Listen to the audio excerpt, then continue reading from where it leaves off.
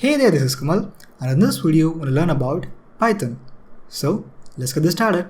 Okay, so a quick note before moving further. So I'm assuming that you already have a basic idea of some of the programming concepts like variables, functions, loops, and conditional statements. If you have no idea what these terms mean, then this video might be a bit fast-paced for you. But even then, just follow along and I'll try to explain everything as easily as possible. But I'll not go too deep into each and every concept, but I'll just give you a basic idea of what these terms mean and what they do. Alright, so the first thing that you have to do to get started with Python is that you have to install Python on your system. And if you're using a Windows-based system, then the process is pretty easy. You just have to open your browser and type in Python. Then open the first link, and inside the python.org, just go to the download section and then just click on the download button to download the latest Python version. And once the download is done, just click on the downloaded icon and the installation process should start. And if you're having any troubles while installing, I've already done a video explaining how you can install Python on a Windows-based system. I'll link that video in the description down below. You can go there and check that out. And once you're done with that, then you can carry on from here. And apart from Windows, if you're using a Linux or a Mac OS-based system, then you'll have Python installed by default on your system. So to check that, you can just open your terminal and just type in Python, give a space, hyphen, and a capital V. And if you're on a Windows system, this command should work and it should give out the Python version. But if you're on a Linux-based system, then you might have to type in Python 3. You have to execute that to get the Python version. And similarly, you can check if pip is installed on your system as well. And to check that, you can just type in pip 3, give a space, hyphen, and a capital V, and that should print out the pip version. So pip is a package manager which is used to install and uninstall packages which are specific for Python. So more on that later. And remember, throughout this video, whenever I'm typing Python 3, if you're on a Windows-based system, then you might have to type in Python instead of Python 3. But since I'm on a Ubuntu-based system, I'm typing in Python 3 because that is what we have to do in a Linux-based system. Okay, so with that out of the way, let's open a project and let's start working on Python. Alright, so the first thing that I'm going to do is that I'm going to create a file. So I'm going to type in practice.py, and observe here I'm typing in py as py is the extension defining a Python file. So all of your code written in py will be Python code. So now let's open this file, and inside this, let's type in the commands. So in any programming language, the first thing that we learn is how to print data onto the screen. And in Python, you can do that by typing in print, then start the parentheses, and inside the parentheses, you can just type in whatever you want to print.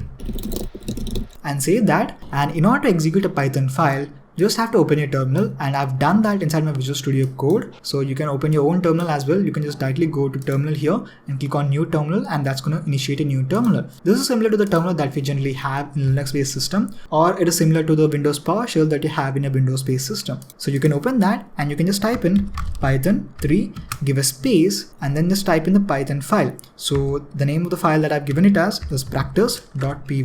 I'll just type that command in and I'll click on enter, and that is going to execute this particular Python file. So the same thing can be done through this terminal as well. I can just type in Python 3, give a space, and practice.py, and that's going to output the same thing. You just have to make sure that you're inside the correct directory where this particular file is located, which is practice.py. Okay, so now let's close this off. So the main syntactical difference between a Python program and a C program is that in Python, you don't need to type in semicolon at the end of each and every statement. Alright, so the second thing that we're going to see are comments. So in Python, you can initiate comments by typing in hash symbol in front of the line. And if you want to create a multi-line comment, you can just type in 3 quotations at the start and 3 quotations at the end, and whatever you type in between is a comment. You can do the same thing using 3 single quotations as well, and that's going to work just fine. So now if I try to execute this particular thing, there's not going to be any output because comments by default will not be executed by any programming language. So the next thing that we're going to see are variables. So you can define variables inside Python by typing in a variable name, then equate that to a particular value. Let's say I'm going to type in 12. So that's an integer value, and that value has been assigned to a variable called as x. So variables are just containers in which we can store data. Apart from the int data type that is 12, which is a number, we also have other types of data types as well. So you can define another variable and you can just type in a string as well. So this is a string. Similarly, you can have, so this is a floating point number, that is a decimal number, and this is a boolean which can either be true or false. So these are the basic data types that we have in Python, and also this is one way of assigning a value to a variable. Apart from doing this, we can assign multiple values at the same time as well. We can do that by doing it something like this. So in this way, we can assign multiple values at the same time as well. So as you can see here, X has been given the value of 10 and Y has been assigned the value of just a string. Apart from this, you can also find out the data type of a particular variable as well. For that, you can just type in type and then parentheses, and inside the parentheses you can give the variable and just save that, and let's print this out and let's execute this particular file, and that is going to print out the class as integer because right now X has a value as 10, which is an integer.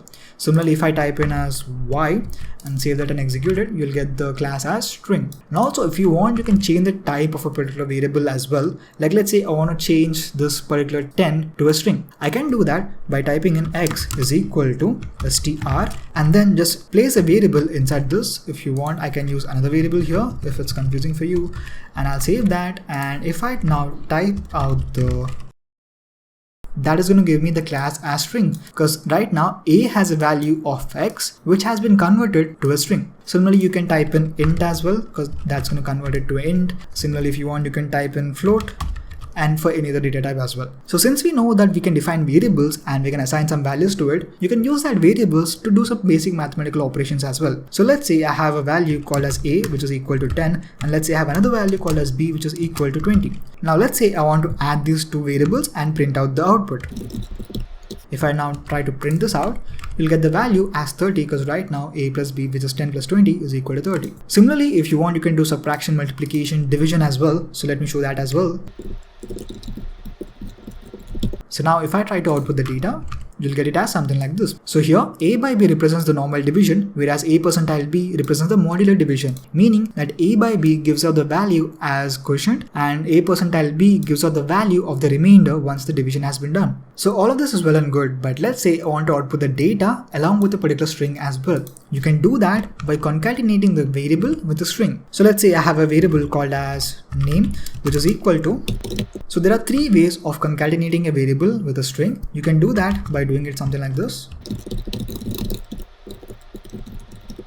So now if I save this and execute the statement once again, and that is going to give me that hi, this is Kamal. So the second way is by using the placeholder and using the format method to replace that. So it is something like this.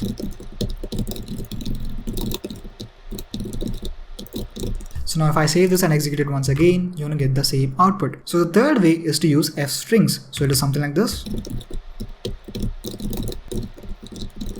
So now if I save this and execute it once again, then you're going to get the same output. So as you can see here, we are using an f before the statement itself, and then we're rightly placing the variable inside the curly braces. So this is the syntax for f strings, and these f strings are only present from the Python version of 3.6 and above. So if you're below that, you have to upgrade your Python version and then you can start using f strings. Apart from this basic string manipulation, we can also do some other things as well, like printing out the number of characters in a particular string. So let's say I want to print out the characters inside name. I can do that by typing in len and typing in the variable inside that particular len, and if I save that and execute it once again, you'll get the answer as 5 because Kamal has 5 characters inside it. Similarly, you also have other methods like converting the whole string into uppercase, and that can be done by typing in name, give a dot and then upper, and that is a method associated with the particular string. So if I save that and execute it once again, you're going to get the output as Kamal in capital letters. And if you observe here, in this case you have typed in len and given the variable inside the brackets, and whereas in this case we have used name before and then we have used a method called as upper on top of that. So if you want to know how the syntax works and everything else, you just have to go to the documentation and search how each and everything is structured.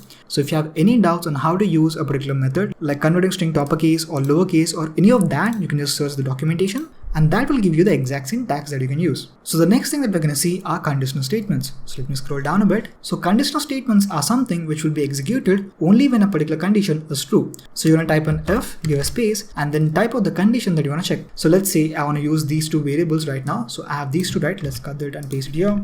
So now let's say I want to check if A is greater than B. So I can do that by typing A, give a space, then type in the greater than symbol, give a space and B, and then to enter inside the if condition, you can just type in colon and then go to the next line, and you have to indent it to the right side, meaning you cannot type the statement here. You have to indent it one step, and here you can type in the logic. So let's say I want to print that. Similarly, let's say if this if condition fails, then you can give out a callback like saying that if that fails, execute this. So that's going to be an else, then type out the statement that you want to execute. So you have to remember, in Python, we don't have any curly braces. So if you're trying to type the if condition in other programming languages, we generally do that by doing it something like this. So this is the general syntax in other programming languages, but in Python, you have to give in the condition like this, and you have to give a colon, and you have to make sure that the indentation are correct for all the statements present inside of if. So if I try to give out another if condition, and if I go to another level, then I have to give another indentation. So it cannot start from here, it has to start from here. So I have to make sure that the indentation is correct. So if I save this now and try to execute it once again, yeah, I forgot the colon. As I've said, you cannot forget that, okay? So let's save that and execute once again, and that's going to give me that A is less than B. But let's say I want to add another condition to check whether A is equal to B. I can do that by typing an else if condition. That's going to be something like this. So this is an intermediary condition, and you can type out as many number of else ifs as you want. So let's say I want to check another condition. I can just type in elif, give out another condition, then print out whatever I want, and this carries on. So what's happening here is that I'm checking that if A is equal to B, then print out the statement that A is equal to B. And as you can see here, we are using double equal to, and if you observe, we are using single equal to here, and we're using double equal to here. That means that whenever you want to assign a particular value, you're going to use a single equal to, and whenever you want to check if two values are equal or not, in that case, you use double equal to. So in this case, we're checking if A is equal to B. And one more thing that you have to notice is that in other programming languages, we generally type in else if, but in Python, you have to type in elif. Okay, so that's the main difference here. So now if I try to save this, now let's change this to 20, and let's save that and execute. So as you can see, we're getting the output as A is equal to B. So apart from greater than and double equal to, we also have less than or equal to, greater than or equal to, and also not equal to. So this checks if a particular value is not equal to another value, saying that instead of double equal to, you can type in this, and it's going to check if A is not equal to B. Apart from this, we can also chain this and add another condition here as well, like saying that if A is greater than B and also A is equal to 10. If that is true, then you can type in that A is greater than B. So in this way, we can also check multiple conditions at the same time. So in this case, we are checking the logic if A is greater than B and also A is equal to B. If you want, you can make it as an OR, saying that if either A is greater than B or if A is equal to 10, you can just type in that A is greater than B or A is equal to 10. So in this way, you can check multiple statements at the same time as well. So the next thing that we're going to learn are the basic data structures. So we mainly have four main data structures that you need to know. The first one is list, and a list is similar to an array that we generally have in other programming languages. The way that you define a list is something like this. So this is similar to how we define an array in other programming languages. But the main key difference is that in a list, we can type in other data types as well. So as you can see here, 1, 2, 3 are integers, whereas camel is a string. So this is one way of creating a list. A second way is to use a constructor to create the list. So let's say I want to use this. So you can just type in the variable name and then just call the constructor, which is list, and inside the parenthesis, you're going to initiate another parenthesis, and in that you're going to type in the values that you want to assign. And that is going to create a list with the variable of test_list. And the way that you access them is also similar to arrays. You can just type in the name of the variable and then give a square bracket and then just type in the ID of this, and that particular value will be accessed. So now if I save this, it's going to print out the value as 1. If you want, you can directly print out the whole list. So let's save that and let's print it out. So as you can see here, we have the list. If you want, you can find out the length of the list as well. You can just type in length and encase the variable inside of that and then just print it out. And that's going to give you the number of values present inside the list. Now let's say I want to modify the list and add some more values to it. I can just do that by typing in append. So I'm going to type in the list first and then just type in append and then just give the value that you want to add. So let's say I want to add in Teja. I'll save that, and now let's print out the list itself. Let's save that and let's execute that, and that's going to add in Teja as well to the whole list. And let's say you want to change the value of a particular element inside the list. You can do that by typing in the variable, then typing in the ID, then typing in the value. Let's save that and let's print out the list once again, and that particular value has been changed. Similarly, if you want, you can remove a particular element as well. For that, you can just type in the variable and then just type in pop and then just type in the ID or the value that you want to delete. Let's say I want to type in 2 and then save that and that's going to give me 1, 2 and Kamal, and 10 has been deleted from here. So the next data structure that we're going to see are tuples. So tuples are similar to lists. The only difference is that a tuple is immutable, meaning that tuples cannot be changed once they have been created. So I'm going to create a test tuple and show that to you.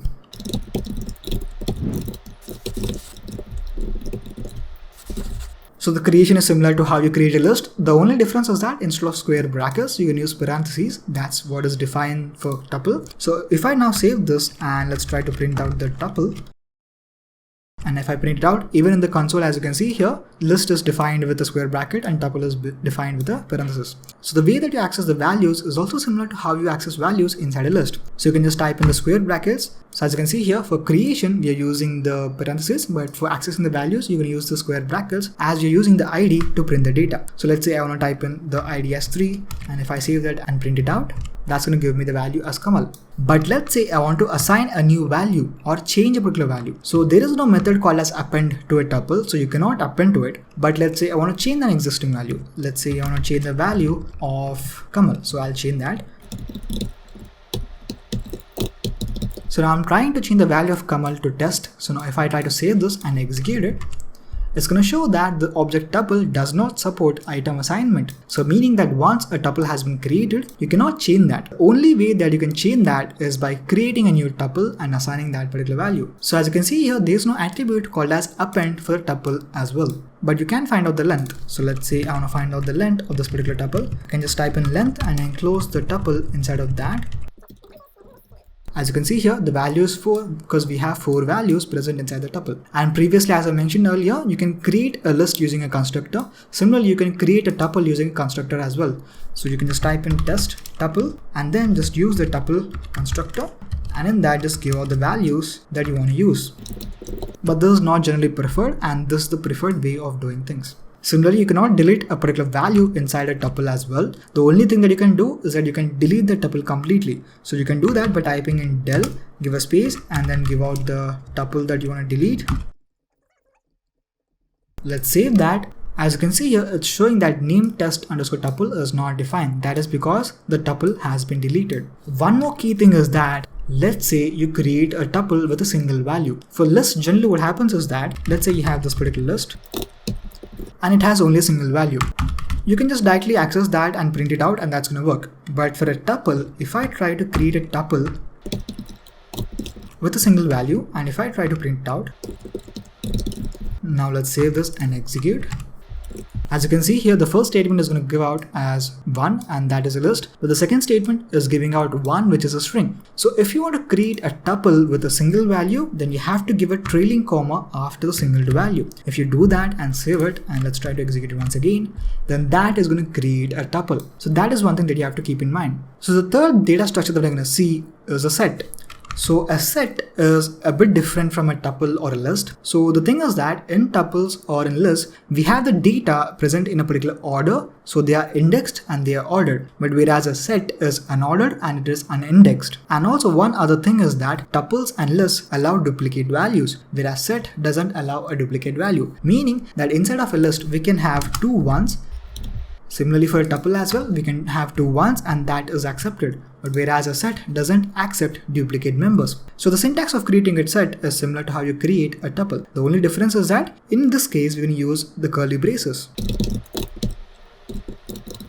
So this is how you create a set. You're going to type in the curly braces and then you're going to type in the values. So similar to a tuple and a list, it also accepts multiple data types as well. Similarly, you can use the constructor as well to create the set, which is not preferred generally. If I try to print it out,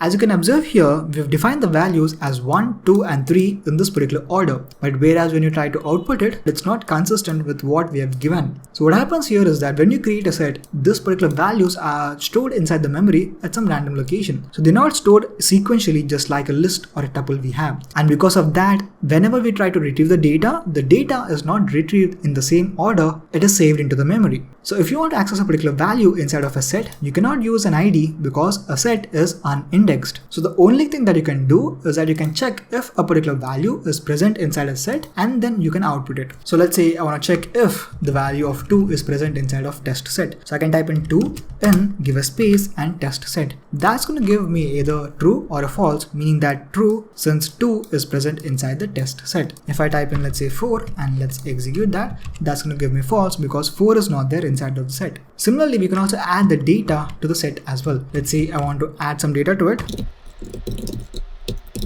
So let's say I want to add the data as test. Let's save that and let's execute it. As you can see here, test has been added to the set. But let's say I have given another statement and I want to execute the same thing and I want to add another test. But if I now try to save that and execute it, you're going to see that there's only one test and there are no two tests. That is because a set doesn't allow duplicate members. Similarly, you can remove a value from a set as well. So once you execute that, the test value has been removed. So the last data structure that we're going to see is a dictionary. So a dictionary is known as many names in different languages. It is known as hash maps in some languages. It is known as objects in JavaScript, or it is known as associative arrays in PHP. So it is known by many names, but the main key thing is that inside of dictionary, we store the values as key value pairs. And the syntax is something like this.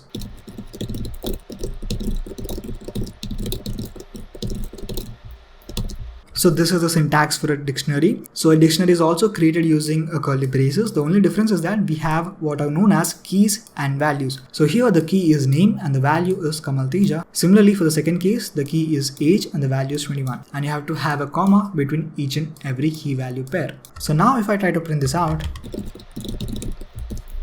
so imagine it like this. So inside of a list, what we have is that we have an index and we also have a value. And in order to access that particular value, we use the index, which are generally represented as 0, 1, and 2. And they are given by the programming language itself and we are not defining them. But in dictionaries, we also define the keys which are used to access the values. In this case, to access the value of Kamal Teja, we use the key called as name. So let's say I want to use this. So I can just type in square brackets here, then give the key as name, and that's going to print out the value of name. Similar to how you generally type in 0 for list or tuple, you can just type in the key and that is going to give out the value. That is the only difference here. So a dictionary is actually pretty similar to a set, and that is because a dictionary is unordered and it doesn't allow duplicate members, but it is indexed. That is because we have an index here called as name, right? So that is an index which we are using, but a set doesn't have something like that. That is why it is unindexed. So similar to a set, we cannot add duplicate values to this. Before that, let's see how we can actually add some values to this. So let's say I'm going to add another key value pair. So that is going to give out the whole dictionary, and this nickname has been added at the end of it. So you can just type in the variable, then give the square brackets, give the key that you want to create, and also assign a particular value to it. This can either be a string or a number or a floating point number or a boolean. It doesn't matter. You can give out whatever you want. So one main thing about dictionaries is that you can actually access all the keys or all the values at the same time as well. So I can just type in the variable and then just type in keys, and if I try to now execute that, that is going to give me a list of all the keys present inside this dictionary. If I now type in, let's say, values, that is going to give me just the values that we have inside this. Similarly, I can just type in items and that's going to give me the whole key value pair, which is generally similar to how we print out the whole variable. And also, if you want, you can find out the length of this particular thing as well. You can just wrap this inside the length method, and if I now try to execute that, that is going to give me the length of this, and right now it has 3 key value pairs. That is why we have a 3 output. So one last thing that you need to know is that in dictionaries we can create a nested dictionary as well. So what that means is that you can create a dictionary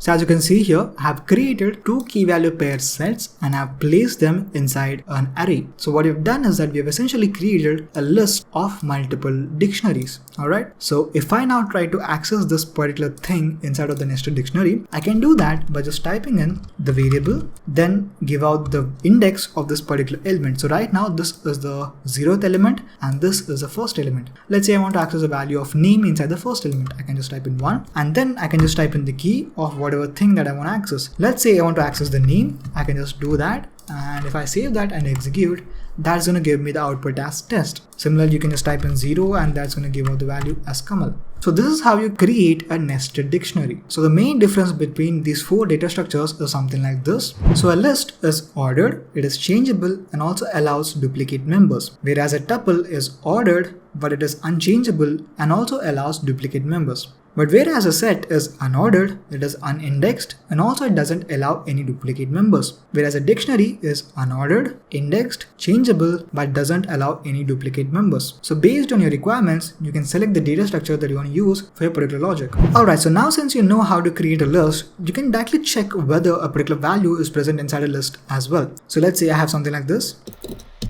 So now I can just type in an if condition and I can just write it as, let's say, 3 is present inside of A. And if that is true, if I now save that and if I now execute this, that's going to give me the output as true. If I give it as, let's say, 4, that's going to give me the output as nothing. Alright, so that's because we don't have anything there. Similarly, you can check if a particular thing is not present inside of that. So let's say I can just type in 4 and not present inside of N. If I save that and execute that, that's going to print out true, because right now 4 is not inside of A. Alright, so the next thing that we're going to see are loops. So generally we mainly use only 2 loops in Python. The first one is a for loop and the second one is a while loop. And the syntax for a for loop is something like this. So this is the syntax. If I now save that and execute it, as you can see here, we have the values 1, 2 and 3 which are present inside the list A. Similarly, instead of a list, we can give out a range as well. So let's say I want to print out the values of, let's say, a range which is starting from 0 and goes on to, let's say, 10. If I now save that and execute that, that's going to print out all the values from 0 to 9 less than 10. Let's say I want to just take the length of this. I can just do that by typing in 0 length of A, and if I save that and execute that, that's going to print out 3 values because the length of A is 3. In this case, I can just remove the 0 because right now by default 0 is a starting point, and that's going to execute that. And if you want, you can print out the value inside of A as well. I can just type in, let's say, A and then use the num as the ID, and if I save that and execute that, that's going to give out the values as 1, 2 and 3. The second type of loop that we have is a while loop. So while, let's say I'm going to give it a condition as true, meaning that it is infinitely true, print hi.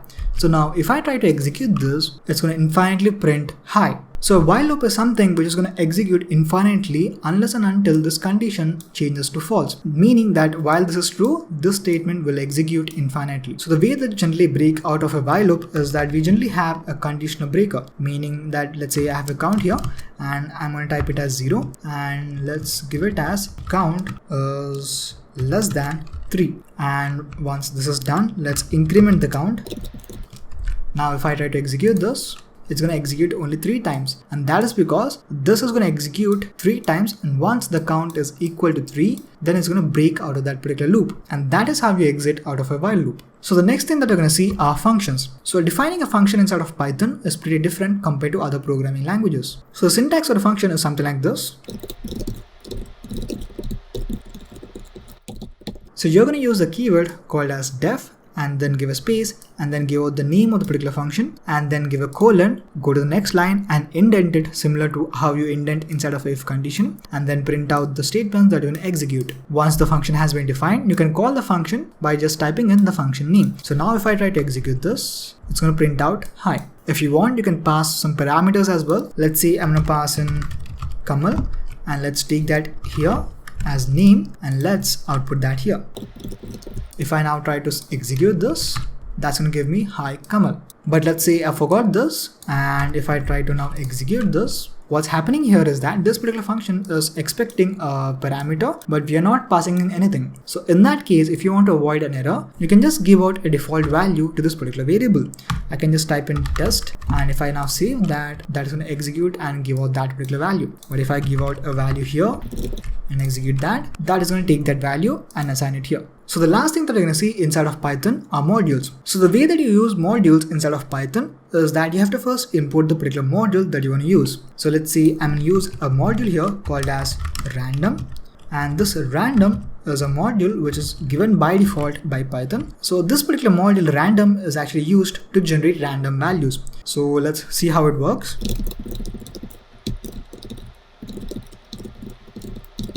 So what's happening here is that I've given it a range, and what I'm trying to do is that I'm trying to print out a random value which is given by this random module. If I want, I can just comment this out and re-indent it back, and if I now save this and execute, that's going to give me a random value from 0 to 1. If I now save this and do it like this and execute that, that's going to give me 5 random values from 0 to 1. So apart from this random method, you also have another method inside of random called as random range, and in that you can give in 2 parameters. The first one is the starting value and the second one is the last value. If I now save this and execute, that's gonna give me a random value from 0 to 100, and it's outputting 5 times because we have placed that inside of a loop which is executing 5 times. So all of this is well and good, but let's say you want to use a particular module which is not present inside of Python. The way that you can do that is by first installing that particular module, and we can do that by using the Python package manager, which is pip. In order to do that, we can just directly go to the browser and go to pypi.org, which is the Python package manager documentation website. In here you can search for any package that you want. Like let's say I'm going to search for a package called as NumPy. So let's open this, and the way that you actually install this particular NumPy is by typing in pip install NumPy. So let's say I want to install that. I can just type that in here, the command line. So we are inside the current directory, right? I can just type in pip, and since I'm on a Linux based system, I'm typing pip3, give a space, install, and then just type in the package name.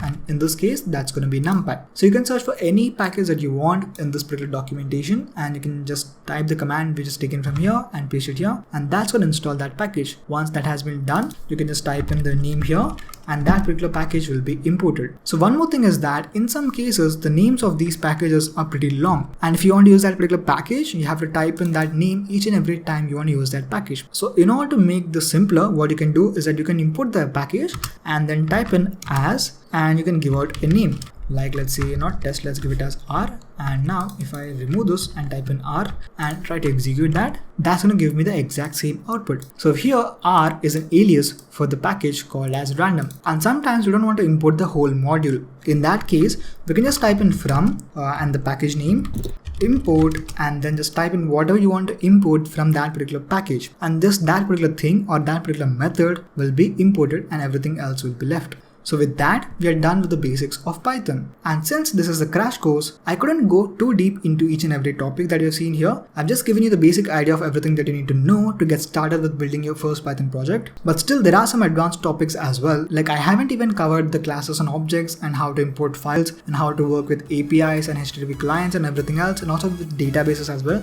I haven't dwelled into that particular topics because that will be advanced and that's not needed for you to get started with a basic Python project. So now that you're done with this video, the next thing is that you have to create a project, and I have already created a Python project called as face recognition using OpenCV. So I'll link that playlist in the description down below. You can go there and check that out if you want. So if you want me to create an advanced video as well for Python, just let me know in the comment section down below and I'll make sure to do that. So that's it for this video guys. I hope you have liked what you've seen till now. If you did, then please hit the like button and don't forget to subscribe as well. Thanks so much for watching, and I hope to see you in the next video.